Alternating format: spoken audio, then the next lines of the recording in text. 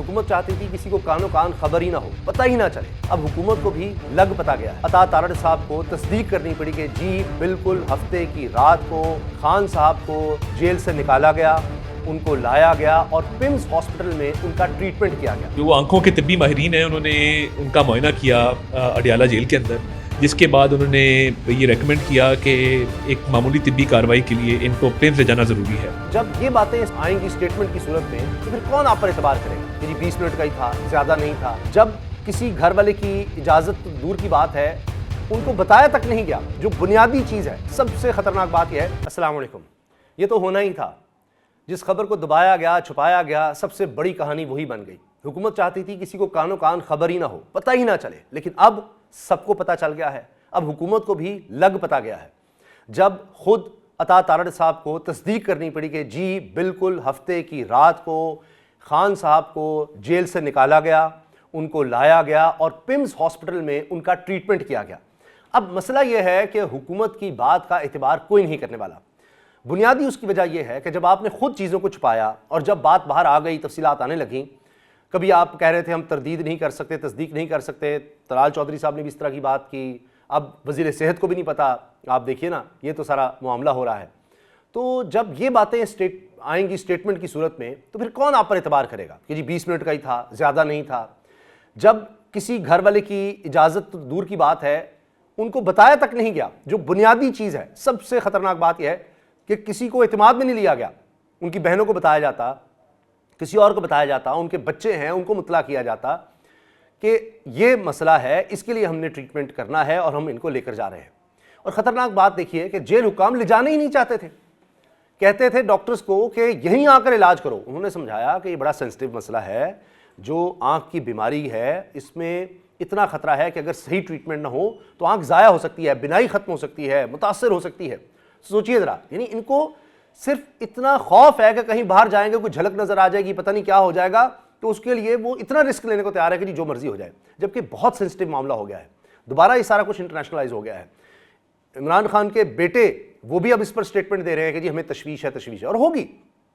भाई एक शख्स जो सबसे बड़ी पार्टी का लीडर है और उसने पाकिस्तान की तारीख में बहुत से ऐसे काम किए जो पहले नहीं हुए। चले लोग कहते हैं जी वो तो खेल है नहीं, वर्ल्ड कप उसकी बात अलग रह गई। शौकत खानम हॉस्पिटल अपनी तर्ज का पहला इदारा बनाया गया और आज तक कोई भी इस तरह के इदारे नहीं बना सका, इस तरह प्राइवेट सतह पर कोई नहीं बना सका। और अब वो पेशावर में भी है और कराची में भी। तो आप सोचिए कि लाखों लोग ये शौकत खानम हॉस्पिटल से कहीं इलाज करवा चुके, कहीं कोई ट्रीटमेंट करवा चुके, किसी के टेस्ट वगैरह होते हैं, ये सब इनकी लेबॉर्ट्रीज का भी है, सब कुछ है। तो उस शख्स को ही जिसने सेहत के हवाले से शायद पाकिस्तान की तारीख में सबसे बड़ा काम किया है प्राइवेटली, तो उसी को आप प्रॉपर ट्रीटमेंट ना दें, कितना बड़ा अलमिया है। तो अब वो बात सामने आ जाती है कि एक दौर था कि मियां नवाज शरीफ के हवाले से खबरें आई कि वो ये हो गया, वो हो गया, प्लेटलेट्स गिर गए। तो काबीना इजलास में गुफ्तगू हो रही होती थी, अच्छा क्या करें जी, वो हेलीकॉप्टर तैयार होना चाहिए, एम्बुलेंस वहाँ पर मौजूद है, round the clock 3 doctor, paramedical staff वो सब है, हॉस्पिटल ले जाओ, ये करो वो करो, अच्छा जी प्लेटलेट्स गिर गए बाहर भेज दो। आज ये हो रहा है कि डॉक्टर यास्मीन राशिद साहिबा को देख लें क्या हो रहा है, जो उस वक्त वज़ीर सेहत थी और तमाम चीज़ों को देख भी रही थी। वो तो अब फैसल वाडा साहब ने कह दिया ना कि सब जाली था, हमने तो खुद रिपोर्ट्स बनाई थी। तो आप अंदाज़ा लगाइए कि एक वो वक्त था और एक अब ये वक्त देख रहे हैं हम। अब बहुत से इंकशाफात भी हो रहे हैं।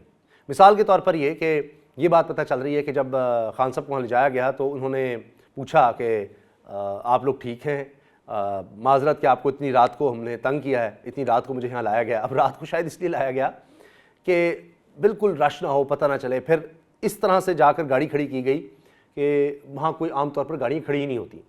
और ये खबर भी आ रही है कि जो लोग इमरान खान साहब के साथ थे, खान ने उनसे मुखातिब होकर गाड़ी में काले शीशे वाली गाड़ी थी और उस गाड़ी में ये ऑप्शन था कि शीशे नीचे नहीं हो सकते, शीशों को नीचे नहीं किया जा सकता। तो जब ये गाड़ी आ रही थी जेल की तरफ, तो उस वक्त खान साहब ने उन 2 लोगों से कहा जो उनके साथ बैठे थे कि चलो इसी बहाने मुझे बाहर तो लाना पड़ा, यानी जेल से तो निकालना पड़ा। और जाहिर है कि बेशक रात का वक्त होगा, लेकिन इतने अरसे के बाद लाइट्स को देख लेना, सड़क को देख लेना, शायद काले शीशों के बाहर कुछ थोड़ा बहुत अगर बाहर लाइट्स है तो बंदा सोच सकता है नज़र आ रहा होगा, कुछ ना कुछ ने देखा होगा। तो वैसे ही वो बड़े मजबूत आसाब के मालिक हैं, तो इस बहाने उनको लाया तो गया। एक और ख़बर सुन लीजिए।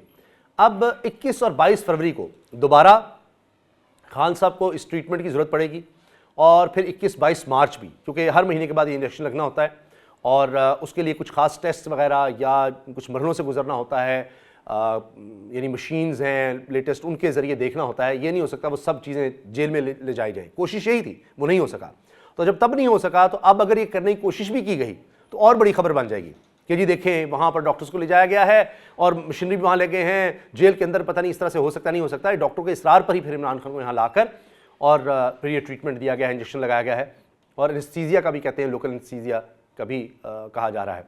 तो इससे पहले तो हर तरफ से कहा जा रहा था नहीं ऐसा कुछ नहीं, फलां नहीं। अब तो पीटीवी पर नाम भी चल गया, सोशल मीडिया पे तो आप सुन ही सकते हैं, वरना तो हर जगह वेबसाइट पर भी लिखा होता है बानी पीटीआई और चैनल पर भी बानी पीटीआई चलेगा, तस्वीर तो चल नहीं सकती। लेकिन अब ये हुआ कि अता तारड़ साहब ने खुद ये बात कही कि हाँ नाम चला दें, क्योंकि उनसे पूछा गया कि जी क्या करना है, ये खबर तो देनी है कि आपने वजाहत दे दी है, क्या करें। उनकी इजाज़त से हुआ अता तारड़ की कि जी नाम लिख दो इमरान खान का, ताकि लोगों को पता लग जाए किस खान की बात हो रही है, किसका जिक्र हम कर रहे हैं, कि वाकई उसको हफ्ते की रात को ले जाया गया है, उनको ट्रीटमेंट दिया गया है, ये सब कुछ हुआ है। अब आप ये देखें कि ये सबसे बड़ी खबर है और गुज़श्ता तकरीबन 24-48 घंटे हो गए हैं, जितने टॉक शो, जितनी गुफ्तगू, लोगों की स्टेटमेंट्स, साफ़ियों के सवाल जवाब, वो सब इसी के गिर्द घूम रहे हैं कि हाँ जी खान साहब को क्या हुआ, किस चीज़ का उनका ट्रीटमेंट किया जा रहा है, कब तक होगा, छुपाया क्यों गया, बताया क्यों नहीं गया, किस तरह का था। अब कह रहे हैं जी वो बिल्कुल ठीक हैं, मामूल की ज़िंदगी गुजार रहे हैं वहाँ अंदर, उनको और किसी तरह की कोई परेशानी नहीं है, कुछ नहीं है, सब ठीक है, नॉर्मल है। भाई एक तो यह है कि बाकी चीज़ें उनकी नॉर्मल होंगी, क्योंकि इस तरह का ट्रीटमेंट करने से पहले अमूमी तौर पर ये देखा जाता है कि हर चीज़, शुगर, ब्लड प्रेशर, वो सब नॉर्मल हो। लेकिन अब ये आँख बड़ा एक हसास उज़्व है इंसानी जिस्म का। एक बात जो मैंने मुशाहिदा किया जब भी खान साहब से मुलाकात हुई या उनसे कोई बातचीत होती थी, इंटरव्यू भी करने का मौका मिला, कि एक्सरसाइज के बगैर, वर्जिश के बगैर वो नहीं रह सकते। अगर आप सुने उनकी बहनों को भी तो भी यही बात कहती हैं कि जी वो खान साहब जो है ना वर्जिश के बगैर तो नहीं रह सकते, उनको बहुत शौक़ है, एक्सरसाइज वो लाजमी करते हैं। तो अब वो किस तरह से वर्जिश करेंगे, और ये अगर 3 माह कंटिन्यू रहता है, मुझे उस बारे में पता नहीं है क्योंकि ये कोई आँख का ज़ाहिर मसला है, लेकिन उसमें जिस तरह खान साहब जिस तरह की वर्जिश करते हैं, बहुत सख्त किस्म की और बहुत हैवी, तो ज़ाहिर ऐसा लगता है कि शायद वो जिस ट्रीटमेंट के दौरान ना कर पाएँ, क्योंकि उससे आँख पर, और क्योंकि इसमें वेन्स का मसला है, बड़ी सेंसिटिव छोटी छोटी वेन्स होती हैं, तो उस पर बोझ आ सकता है। तो ये एक उनके लिए शायद मसला हो। बाकी तो जब खान साहब गए हैं ट्रीटमेंट के लिए, तो ये खबर भी आ रही है कि उन्होंने कहा कि जब डॉक्टर ने कहा कि जी आप लेट जाएं, तो कहा बैठ के नहीं हो सकता। यानी किसी भी सूरत में वो शख्स कमज़ोर नहीं दिखना चाहता, और ये उनकी एक आदत है कि जब गोली भी लगी तो उसके बाद भी मुक्का लहरा दिया। वर्ल्ड कप में भी आप देखें तो यहाँ उनको बैंडेज लगी होगी और ट्रीटमेंट वो लेते थे अपने शोल्डर का, और इंजेक्शन लगवा रहे थे कि बॉलिंग करवा सकें, और इंजरीज़ थी उसके बावजूद वो के, तो हमेशा ये होता है, कहते हैं कमज़ोर नहीं दिखना, कमज़ोर नहीं दिखना। तो इस वजह से भी वो लगता है कि वो एक आदत है कि भाई बैठ के ट्रीटमेंट कर दो, मैं लेटना नहीं। लेकिन डॉक्टर ने कहा नहीं आपको लेटना तो पड़ेगा। फिर अजीब मुकालमा है कि तुम्हारा ताल्लुक किस इलाके से है, डॉक्टर से पूछ रहे हैं। उसने जब बताया उन्होंने कहा अच्छा ठीक है, फिर लेट गए और फिर ट्रीटमेंट वगैरह हुआ, और कुछ कह रहे हैं कि उन्होंने जूस भी वहाँ पर मंगवाया और फिर उसके बाद उनको ले जाया गया है। अब ये देखना होगा, ये तो डॉक्टर्स बता सकते हैं कि क्या इस ट्रीटमेंट के फौरी बाद किसी शख्स को वापस भेजा जा सकता है, या उसको थोड़ी केयर में रखना होता है, या जेल जैसी जगह पर उसको तन्हाई में अकेले दोबारा ले जाया जा सकता है।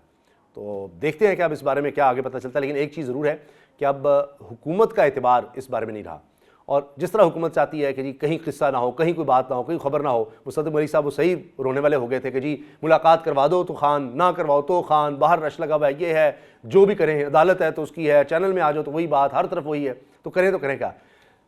छुपाना चाहा था, खबर सबसे बड़ी वो बन गई। अब ये भी एक खबर है कि जी छुपाया क्यों, एक तो ट्रीटमेंट, सारा इलाज, और ये भी एक खबर है। तो लिहाजा अब हुकूमत मुझे लगता है कि आने वाले दिनों में वजाहतें देती रहेगी, और अब यही बात होती रहेगी, और फिर अगले इंजेक्शन तक एक और बात आएगी जी क्या हुआ क्या नहीं हुआ, कब लेकर जा रहे हैं, इसी तरह छुपा कर जा रहे हैं। तो अब ये हुकूमत के लिए एक नया मसला खड़ा हो चुका है, और जब तक अब 21-22 फरवरी नहीं आती तब तक वो नया प्लान बनाएंगे कि करना क्या है, किस तरह से इनको लाया जा सकता है, दोबारा ट्रीटमेंट पेम्स में हो या डॉक्टर्स को वहाँ पर ले जाया जाए।